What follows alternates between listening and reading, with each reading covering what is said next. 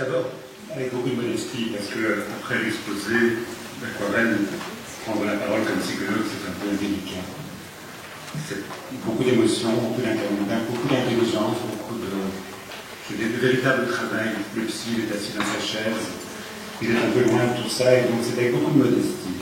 Une certaine émotion aussi, parce que ce projet de faire 2 journées de réflexion sur les 100 voix, ben, je suis très attaché. Je me demandais comment j'avais commencé mon exposé. Alors j'ai pensé vous lire le nom de tous les orateurs. C'est un peu con, vous avez un programme. Et la plupart d'entre vous savent plus ou moins lire. Donc je me suis dit que j'allais pas faire ça.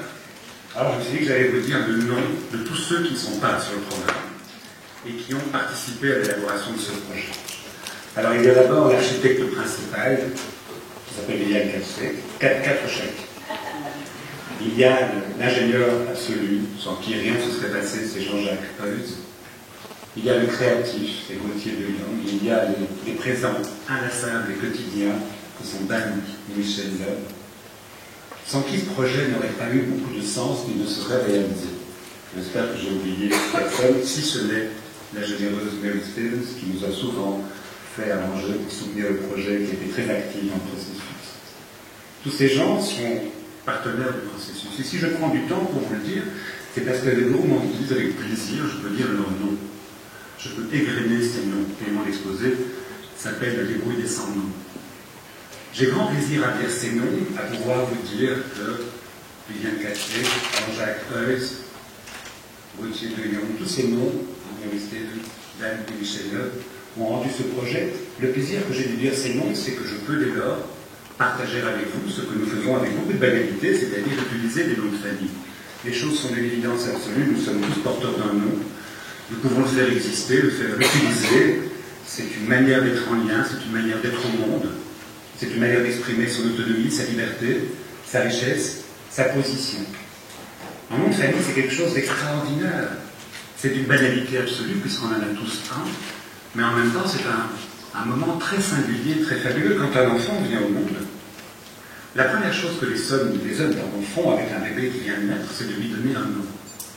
L'acte premier d'accueil d'un bébé, vous connaissez la phrase de Goethe qui dit que l'accouchement n'est pas naissance, naissance n'est pas accouchement, c'est que l'accouchement est un acte qui est mené par les embryons, on en a parlé tout à l'heure, et puis après les hommes vont se charger de faire avec un enfant qui vient au monde quelque chose d'extraordinaire, c'est de lui donner un nom.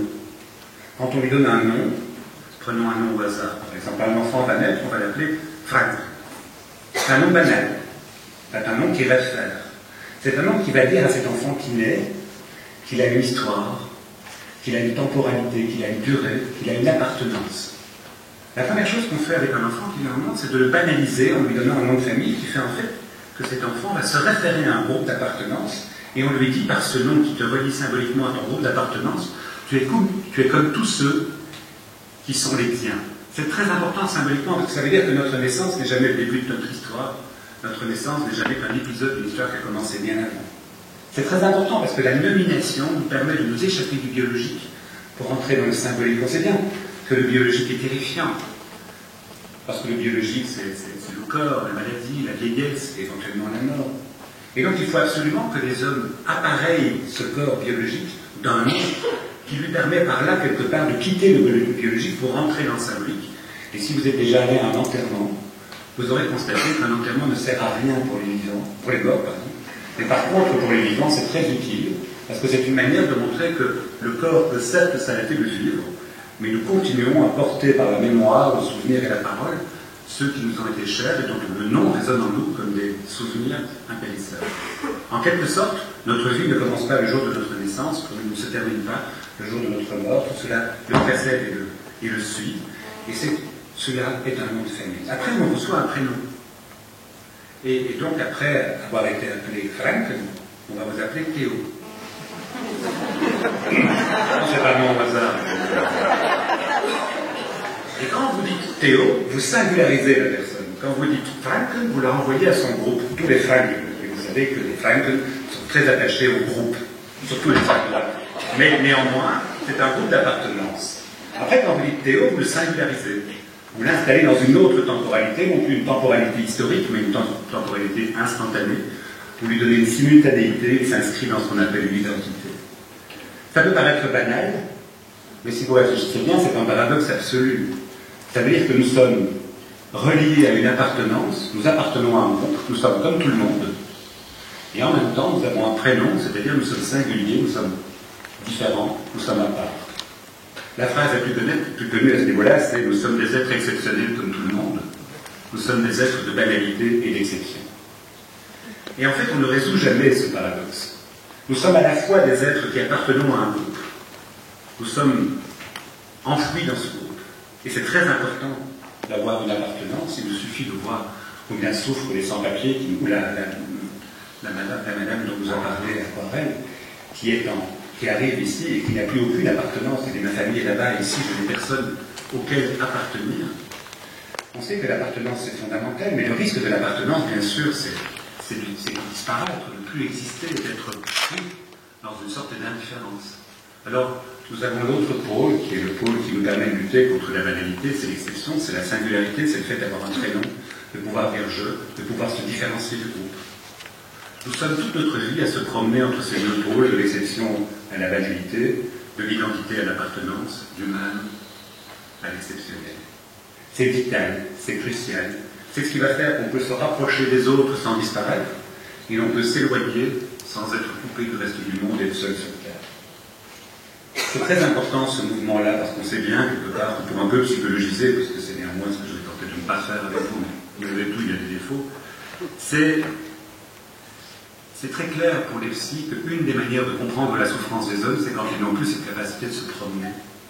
Lorsque, pour toute une série de raisons, ils sont obligés d'être le plus banal possible, des familles honteuses, par exemple, des familles qui ne vont pas permettre aux membres qui les constituent de trop se montrer parce qu'on verrait la honte qu'il faut dissimuler, des familles qui sont obligées de vous inviter, de vous obliger à rester le plus banal possible, vont susciter une révolte énorme parce que la banalité, c'est la disparition identitaire, c'est la disparition en tant qu'être. Et cela va susciter chez les adolescents de ces familles de grands mouvements de rage. Vous connaissez naturellement un phénomène social qui parle de ça, les familles migrantes, marocaines, algériennes, tunisiennes, qui sont arrivées en Belgique dans les années 60, on leur a dit, si vous disparaissez, on vous accueille. Si vous êtes banal, on vous accueille. Si vous abandonnez vos vêtements, votre gestuelle, votre manière d'être, et que vous mimez la nôtre, alors on vous accueille et vous aurez le droit d'être un membre de notre société. Si vous êtes banal, alors on vous accueille. Et on voit bien aujourd'hui les générations de ces enfants-là qui sont en révolte parce que ce projet, ce contrat social n'a pas été respecté. On n'a pas accueilli ces familles migrantes. Et on voit les enfants de ces parents adopter des comportements de révolte par rapport à cette trahison du contrat social. Et on les voit adopter des prénoms, des vêtements, des gestes qui suraffirment leur identité différenciée. Car quand on est dans un monde indigne, on se révolte. L'autre pôle, bien sûr, mais je ne fais que radoter, les trois comédiens nous l'ont bien raconté par la vie de Camille Claudel, il y a des familles qui ne sont pas des familles construites sur la banalité, mais des familles qui sont construites sur l'exceptionnalité. La famille Claudel, c'est une famille qui se vit comme exceptionnelle, comme n'étant nullement comme les autres. Et quand vous êtes obligé de toujours être différent, c'est la terreur, c'est la folie, c'est la psychose, c'est l'anorexie, c'est la destruction de sa peau. C'est insupportable de ne pas pouvoir se relier. Toute notre vie, nous sommes à nous promener inlassablement entre ces deux pôles. Et tous nos modèles d'intervention, toute manière à nous de travailler, va toujours être de permettre aux gens qui sont en face de nous de se promener de la différence à la banalité, du même, du semblable à l'exceptionnel. C'est-à-dire de permettre cette promenade. Et là, ce colloque, moi je voulais vous raconter autour de cette idée très simple qui est qu'au fond, notre société va produire des mécanismes qui vont faire qu'on va interdire à certains cette promenade. Il va y avoir un mécanisme qui rend cette promenade du même au différent, ce paradoxe atorique qui constitue notre identité va être interdit.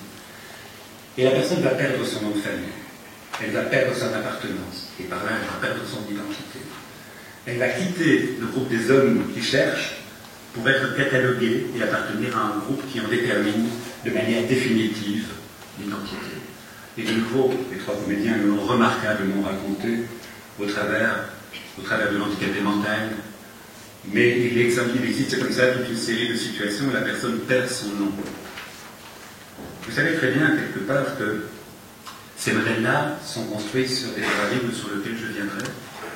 Mais en quelque sorte, vous savez très bien, et on le vit tous les jours, que nous devons à tout prix, dans tout ce que l'on fait, permettre aux personnes d'être en train de penser. Dans les cours et le recours de leur pensée, de leur permettre toujours de se promener. Lorsque par hasard, par violence, par exclusion, par maltraitance, la personne perd cette capacité, on entre de plein pied lorsqu'on appelle le fascisme. Le fascisme, ce n'est pas l'interdiction de dire. J'ai longtemps pensé que c'était l'impossibilité de dire. Et en fait, quand on fait le métier qui est le mien, on découvre que le fascisme, c'est l'obligation de dire. L'obligation de tenir un discours qui est celui que la société vous impose de dire. Quand vous pensez dire votre singularité, vous n'êtes jamais en train que de dire votre aliénation. L'interdiction de se promener entre l'appartenance et l'identité, entre la différence et la ressemblance, lorsque vous ne pouvez pas faire cela, nous sommes dans des mécanismes qui produisent une violence absolue.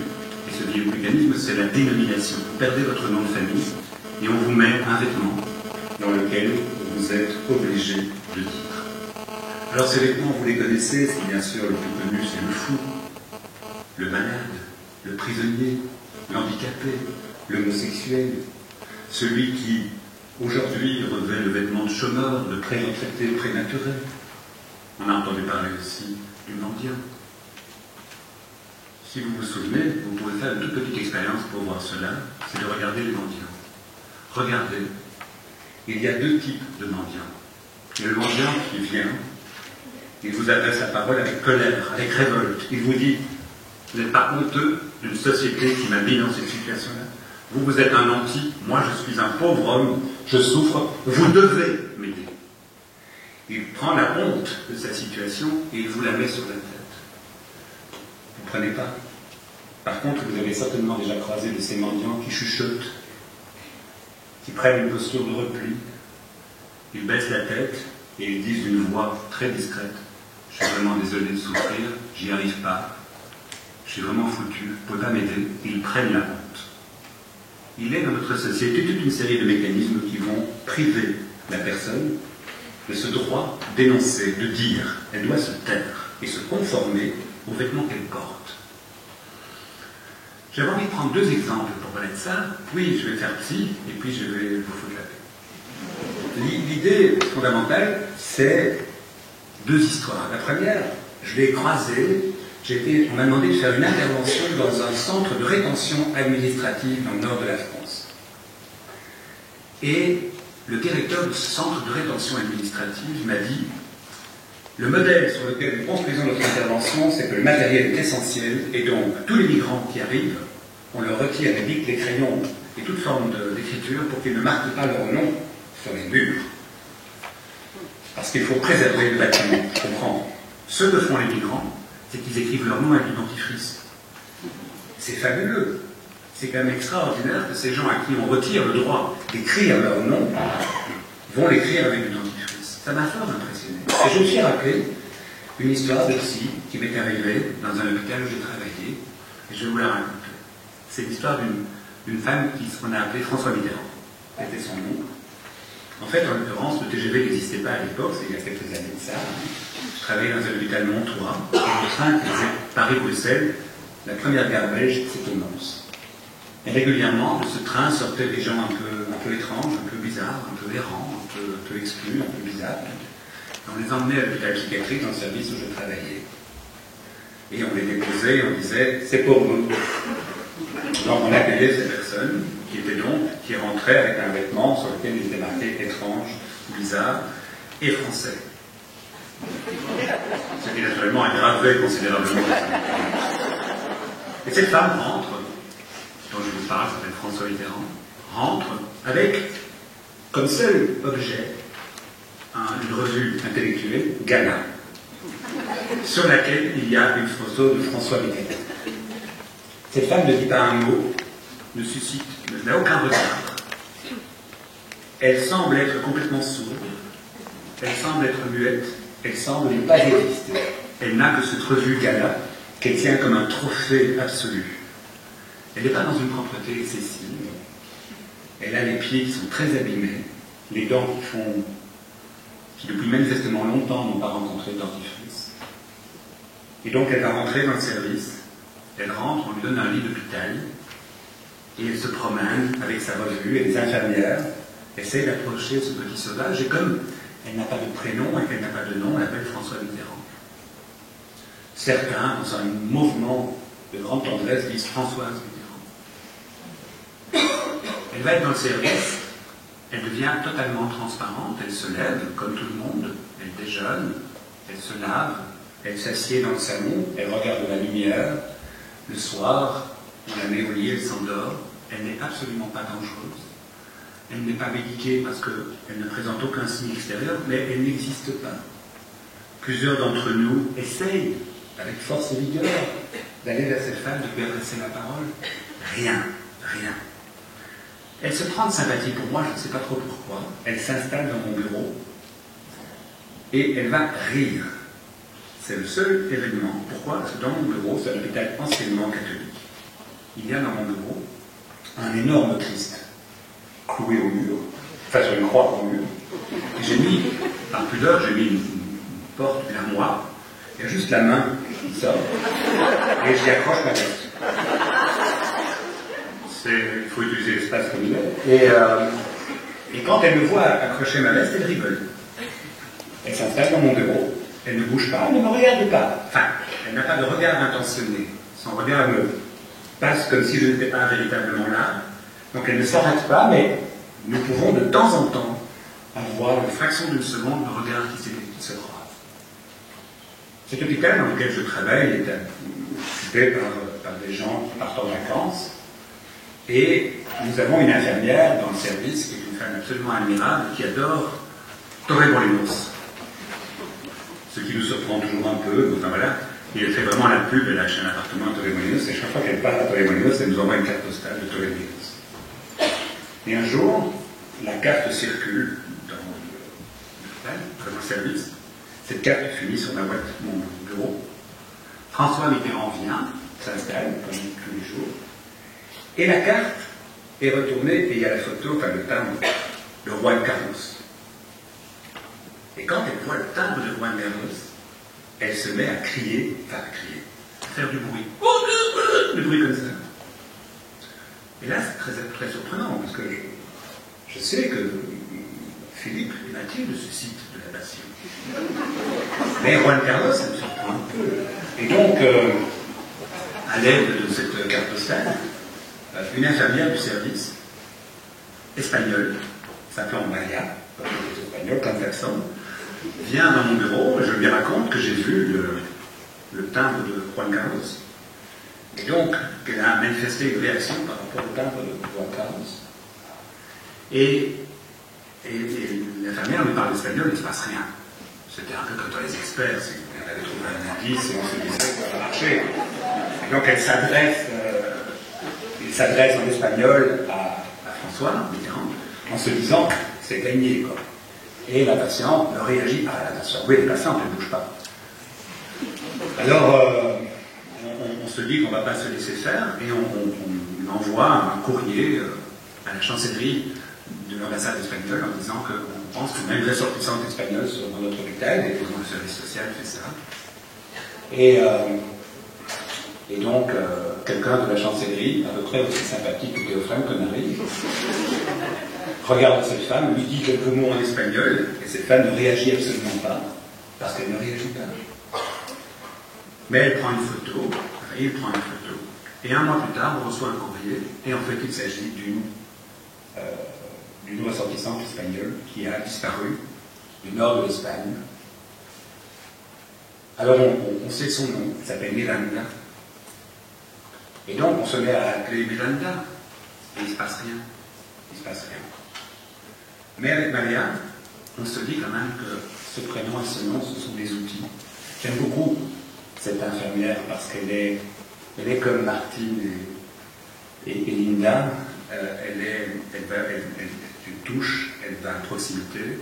Elle n'a pas de pudeur à s'engager, à montrer son émotion, son engagement.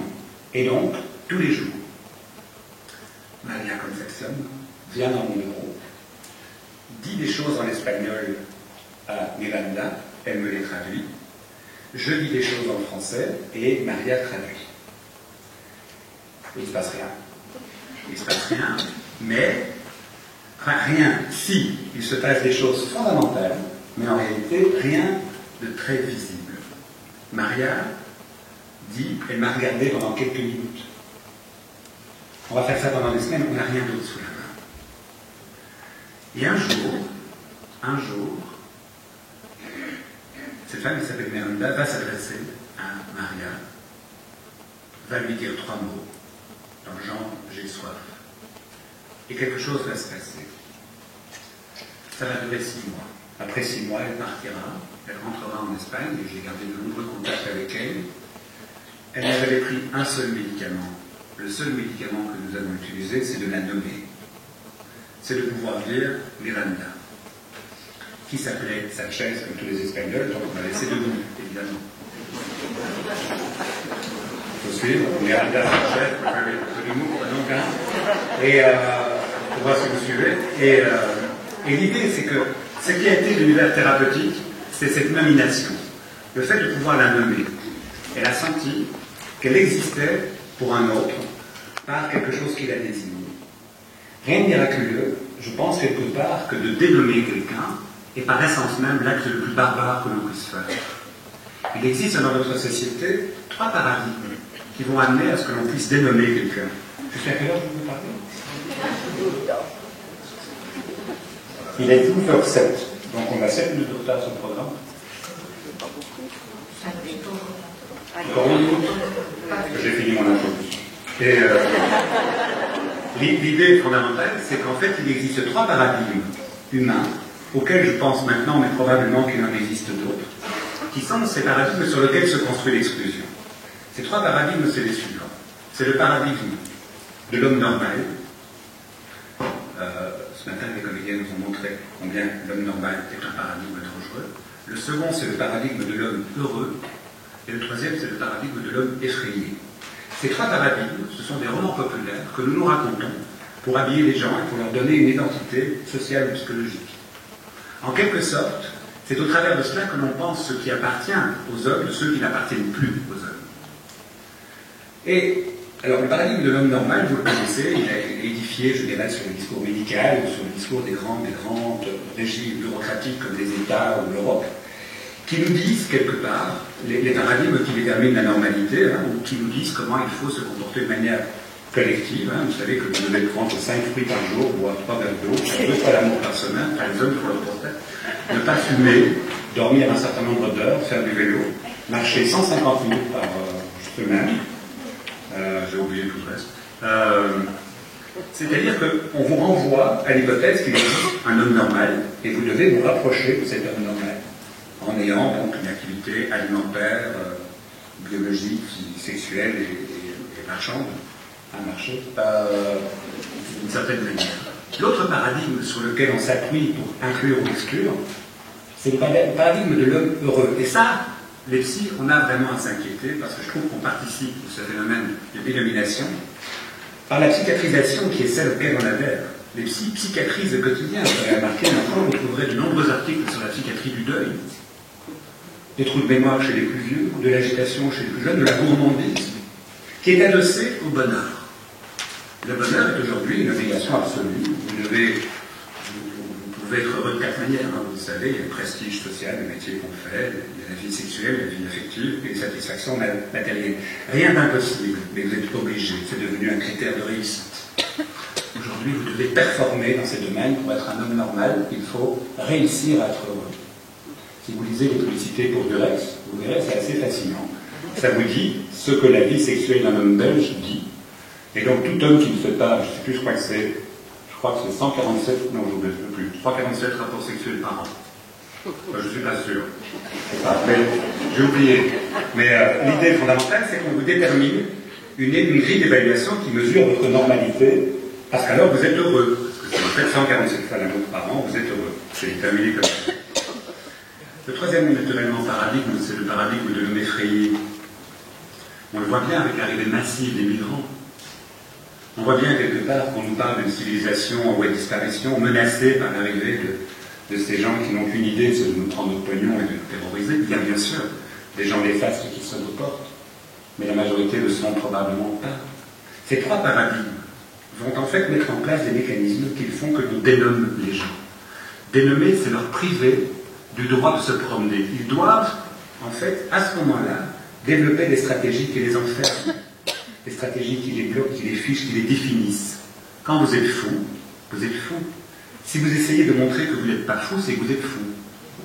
Vous savez ça, hein, si vous connaissez probablement le paradigme du SAJ qui fait une intervention à domicile pour venir voir si vous êtes un bon parent. Et mesdames et messieurs, je vous invite tous ce soir à rentrer chez vous et à regarder si vous êtes un bon parent, à déterminer des critères d'évaluation du fait que vous êtes un bon parent. C'est assez facile de déterminer ce qu'est un mauvais parent. Ça, c'est relativement facile.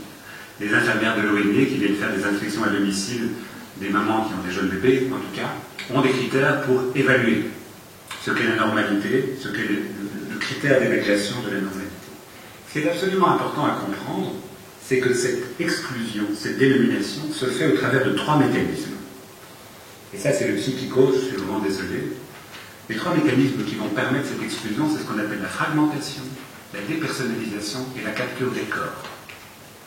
Ça, c'est juste pour vous donner envie que ça s'arrête. La fragmentation, les prisonniers vous racontent ça avec vraiment beaucoup d'efficacité. En fait, un gardien dans une prison ne va jamais occuper son poste de manière continue. Les comportements qu'il adopte pour avoir le pouvoir sont par essence même discontinus. C'est-à-dire qu'un jour, un gardien sera sympathique, proche et écoutant, et le même gardien, une heure plus tard, n'est pas dans cette posture-là, il sera plutôt indifférent, distant, voire maltraitant. Et d'aucune manière, il n'y a la possibilité de produire une prédiction qui m'avertit de la façon dont les choses vont se passer. Ça, c'est un principe qui participe de cette dénomination parce que nous sommes des êtres de prédiction, nous sommes des êtres qui existons dans le temps. Avoir un nom, c'est avoir une identité. Et une identité, comme vous le savez, sur votre carte d'identité, il y a des indications qui font que vous êtes dans l'état de rester ce que vous êtes de votre naissance à votre mort. Nous sommes des êtres de temporalité. Quand celui qui est en face de nous, qui nous regarde et qui nous confère de l'identité, est dans un changement inlassable, je ne sais pas prédire ce qu'il va faire avec moi. Je suis dans un morcellement, dans une fragmentation, dans une explosion, qui ne fait monter chez moi que de l'angoisse. Et qui m'amène à un deuxième concept, qui est celui de la dépersonnalisation. Vous l'entendez tous les jours, tous les jours, tous les jours. Nous sommes ouverts à accueillir les migrants, mais pas les migrants économiques. Alors, on peut comprendre le raisonnement, mais vous comprenez bien dès lors, quelque part, que le migrant se dit, pour que je sois accueilli, je dois dire à cet homme qui m'écoute ce que je crois être, ce que je dois lui dire, pour correspondre à la catégorie à laquelle je dois appartenir pour qu'il m'accueille. Je ne peux pas lui dire ce que je suis, parce que si je lui dis ce que je suis, je ne vais pas correspondre à ce qu'il attend que je sois. Je suis obligé donc de faire semblant d'être autre chose que ce que je suis, pour bien démontrer que je dois absolument susciter sa compassion pour obtenir l'accueil que j'espère. Donc je ne peux pas lui dire ma douleur, je dois lui dire la douleur qu'il estime que je dois lui dire. Ce qui amène bien sûr la personne qui examine la situation du migrant à se dire vous êtes dans la train des mensonges. Et donc il lui dit racontez-moi la vérité. Et vous voyez une mécanique affolante se mettre en place parce que je dois absolument tenter de me conformer à l'habit qu'il me prête pour espérer qu'il puisse m'emmener là où j'ai envie qu'il m'emmène. Vous m'avez suivi? Non, c'est parce que c'est un peu casse-pied. Le troisième mécanisme, et vous connaissez bien, c'est celui de c'est celui de la capture des corps. Quand vous allez à l'hôpital, votre corps ne vous appartient plus. Vous n'êtes plus un homme avec un nom et un prénom, vous êtes un homme avec un personnage avec un symptôme. Vous êtes la chambre 14, vous êtes le diabétique, vous êtes vous êtes privé de votre corps. Quand vous rentrez en prison, le fait d'être mis en prison, c'est ce qu'on appelle une prise des corps. Alors, comme je dois aller très vite, je suis déjà encore 35 minutes, si vous me permettez. Donc, d'une part, il y a ce phénomène de domination, ce phénomène qui fait que cette dénomination vous est prise. Ces trois mécanismes que je viens de décrire, comment se débrouillent les gens? Alors, je voulais vraiment terminer par... je pensais qu'on j'aurais plus de temps, mais je voulais m'arrêter avec vous sur la réponse de Camus à une question fondamentale à Camus. On lui demandait, mais qu'est-ce qu'il y a de plus humain sur Terre? Alors il s'est un peu dégagé de la posture de Nietzsche qui disait que ce qu'il y a de plus humain, c'est de ne pas infliger une honte à autrui. Il a dit que ce qu'il y a de plus humain, c'est de permettre à l'homme de s'indigner. Car au fond, la dignité est probablement ce qu'il y a de plus humain sur Terre. Alors, je voulais prendre une petite histoire pour illustrer cela. On ne peut pas s'auto-décerner de la dignité. On a besoin d'être en groupe pour être digne. On a besoin d'un regard posé sur nous. Le texte de ce matin de l'handicapé qui monte dans le train en première catégorie, en première classe, parle bien de cela. La dignité a à voir avec le regard de l'homme. Camus dit qu'un homme, lorsqu'il est en situation d'indignation par rapport à la situation qui est la sienne, la seule chose qu'il peut faire, c'est se révolter, ne pas se laisser faire. Mon propos, c'est celui-là. Je pense qu'en tant qu'intervenant, étant donné ces trois mécanismes, celui de la fragmentation, de la dépersonnalisation et de la capture du corps, l'important que nous devons nous poser, c'est comment rendre de la dignité à ceux qui sentent que dans le protocole dans lequel ils se trouvent, ne leur permettent pas d'avoir cette dignité. Parce que si on ne fait pas ça, on convoque la révolte et la rage. C'est l'histoire, si vous voulez, ce sont ces femmes qui, dans les camps de concentration, prenaient des bouchons ou des morceaux de cendre pour se maquiller. C'est fascinant. Elles sont dans des situations invraisemblables et elles tentent, avec des cendres, de se faire un trait de maquillage. C'est fascinant. Ce sont ces femmes aussi, décrites par Amaury dans un camp de concentration, qui vont se suicider. C'est-à-dire qu'ils vont dire aux nazis, mon corps m'appartient, vous allez beau faire ce que vous voulez, mais je me révolte en me tuant. Il y a une belle histoire décrite par un sociologue allemand. Ça se passe dans l'Union soviétique sous Staline. Il y a un mec qui dit qu'il est bon tireur et qu'avec un fusil à 50 pieds, il met une balle dans l'œil de la photo de Staline.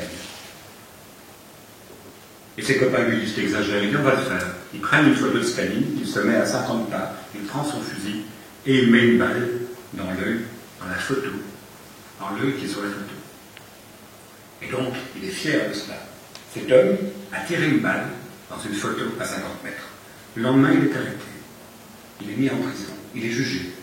Et on le juge comme l'assassin de Staline.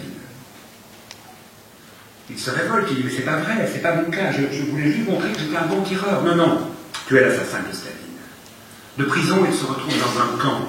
Et dans ce camp, cet homme opère un virage extraordinaire. De victime, il devient coupable. Il revendique, oui, je voulais tuer Staline. Et il va mourir en ayant vraiment hurlé les derniers jours de sa vie combien son intention c'était de tuer Staline. Qu'est-ce que cet homme a fait?